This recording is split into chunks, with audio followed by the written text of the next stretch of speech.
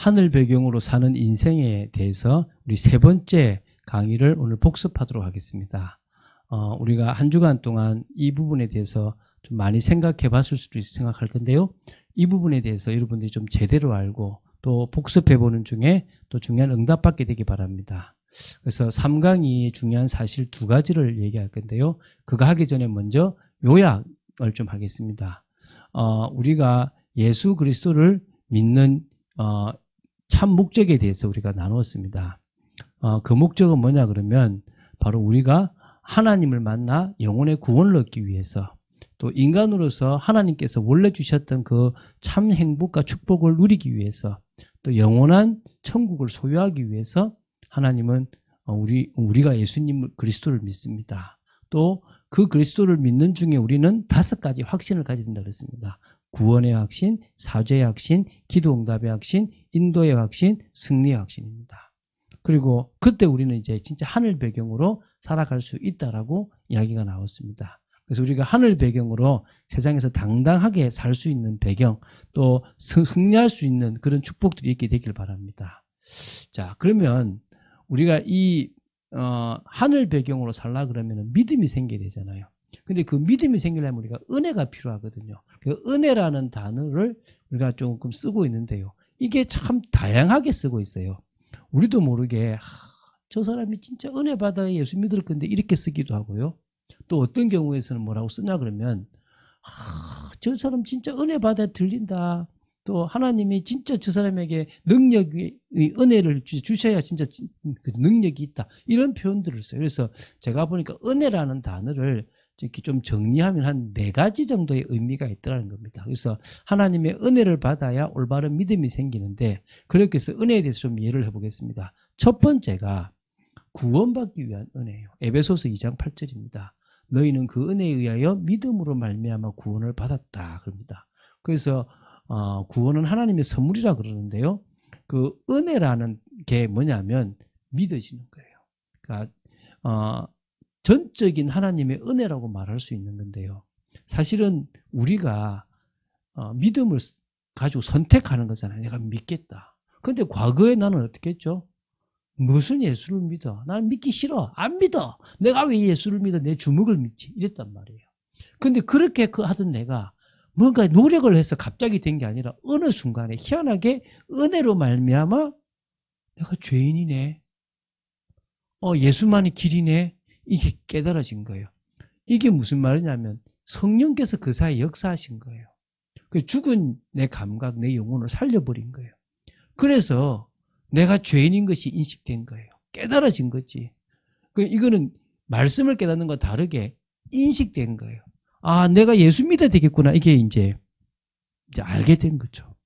그때 이제 우리는 내가 죄인임을 회개하게 되고 예수 그리스도께서 구원자이심을 이제 우리가 믿게 되는 거예요. 그래서 첫 번째 구원의 은혜, 다시 말하면 믿어지는 은혜를 말하는 거예요. 그러니까 지금 여러분이 이 자리에 앉아 있다는 자체가, 이 말씀을 듣고 있는 자체가 이미 여러분은 구원받기 위한 이 은혜를 받았다는 거예요. 예수가 길이라는 사실이 믿어진다는 거지. 두 번째는요, 구원받은 자가 받는 은혜가 있어요. 그 중에 첫 번째가 하나님의 뜻과 통하는 은혜인 거예요. 여러분, 은혜를 받아야 진짜 깨달아야 될 건데 좀 못 깨닫냐, 좀 하나님 깨닫게 해주시옵소서, 은혜 주십시오 이런단 말이에요. 그건 깨닫는 거라는 거예요. 귀로 아무리 들어도 안 들려요. 육신적인 귀로는.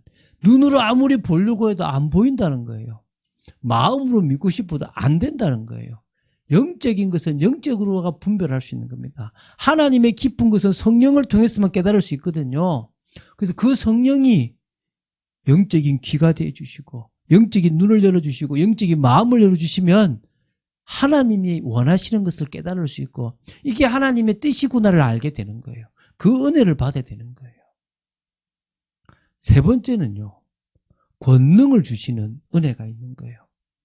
사도행전 1장 8절인데요. 오직 성령이 너에게 임하시면 너희가 권능을 받고 예루살렘과 온 유대와 사마리아 땅에 내 증인이 된다고 그랬거든요. 여기서 권능이에요. 이거는요, 하나님이 우리에게 주시는 능력입니다. 오력이라 그러는 거예요.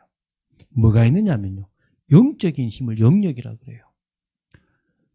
영적인 힘이 있어야 은혜의 자리로 나올 수 있습니다. 영적인 힘이 있어야 사단의 권세를 이길 수가 있고 영적인 힘이 있어야 지속할 수 있거든요. 영적인 힘이 필요합니다. 그 성령이 주시는 거예요. 영적인 힘을 가진 사람에게 지혜가 옵니다. 그 지혜가 바로 뭡니까? 바로 지식이고 전문성이라는 거예요. 깨닫게 하시는 거예요. 다시 말하면요. 우리가 이 전문성이 없으면 안 되잖아요. 체력도 있습니다. 영적인 힘 있는 사람이 운동도 하고 또 기쁨이 넘쳤어요. 스트레스도 안 받았어요. 체력도 있고 규모도 있거든요. 또 영적인 힘 가진 사람에게 하나님이 필요하면요. 경제력도 주시는 거예요. 필요한 하나님의 그 뜻을 이룰 수 있는 것도 주시는 거예요. 사람도 붙여주시는 거예요. 그래서 저는요. 가난 시스템을 봤어요. 영적으로 시달리고 전문성, 어떤 학벌도 없고 체력도 약하고 자본금도 없고 아는 인맥도 하나도 없어. 이건 가난하다가 계속 가난할 수밖에 없는 시스템이에요. 그럼 반대로요. 세상에서 성공하려고 해도요. 영적인 힘부터 지력, 체력, 경제력, 인력이 있습니다. 이걸 잘못하면 육신적으로 흘러가 버리는 거예요. 여러분 정말 육신적으로 흘러가지 말고 하나님의 뜻을 이루기 위해서 하나님의 영광을 드러내기 위해서 이런 정말 이 육신적인 이 5가지 권능이 필요함을 알게 되길 바랍니다. 네 번째는요. 이건 특별히 정말 전도를 위해서 살아가겠다라고 결단한 사람에게 주시는 은혜예요. 언약적 축복이라고 그래요. 언약을 붙잡은 사람이 받아 누리는 축복인 거예요. 그 사람은요. 뭘 하든지요. 근원을 얻게 돼요. 하나님이요. 절대 망하지 않을 만큼 근원을 찾게 하시는 거예요. 그 업이든 그 분야의 최고가 되게 하는 대표적인 축복을 주시는 거예요. 그 시대에 영향을 미칠 만한 시대적 축복을 주시는 거예요. 정말 대단한 사람이 막으려고 해도 막을 수 없는 불가항력적 축복이라는 거예요. 후대에게 영향을 미치고 후대가 보고 놀랄 만큼 기념비적 축복이 되는 거예요. 하나님은 이런 은혜를 허락하시는 거예요. 그런 의미에서 한번 잘 보세요. 첫 번째가 뭐라고요? 구원을 받기 위한 은혜가 있습니다. 믿어지는 은혜라는 거예요. 두 번째가 하나님의 뜻과 통하는 은혜, 깨닫는 은혜입니다. 세 번째가 권능, 능력을 주시는 은혜입니다. 오력입니다. 이때부터 어찌 보면요. 세상의 복이란 육신의 복이 되는 거예요.